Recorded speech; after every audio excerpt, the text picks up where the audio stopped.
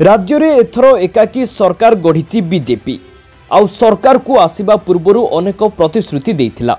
एबे निर्वाचन प्रतिश्रुति पूरण करने आरंभ करिछि। एहा मध्यरे राज्य सरकार सुभद्रा योजना को कार्यकारी करने को अंटा भिड़िचंती। सेप्टेम्बर मास 17 तारिख रे प्रधानमंत्री नरेंद्र मोदी एही योजनार शुभारंभ करिवे।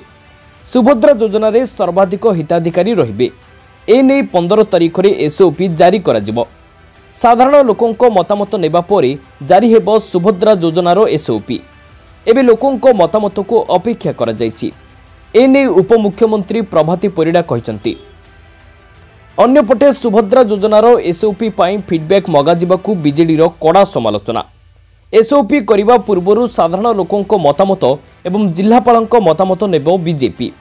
कोनोसी नीति निर्धारण न करी महिला को इनकम सर्टिफिकेट बाहर करबाकू कुहा जायथिला।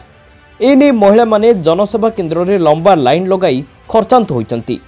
एबे किछि महिला को सहायता न देबाकू फीडबैक नारे बीजेपी सरकार चतुरता देखाउछु बोली प्रमिला मल्लिक कहिसंती। एही योजनार शुभारंभ करबाकू प्रधानमंत्री मोदी ओडिशा गस्तरे आसिबे। एही अवसर रे शुभारंभ दिवस रे 5 लाख महिला को एही योजनार भाउचर प्रदान कराजिबो। एही योजना रे प्रत्येक महिला को 2 वर्ष पई 50,000 टंकार भाउचर जोगाई दियाजिबो। उक्त भाउचर को महिला माने निज इच्छा और आवश्यकता अनुसार खर्च करि परिबे। भुवनेश्वरରୁ कैमरा पर्सन देवाशीष सह बबितांक रिपोर्ट दिनांक टीवी।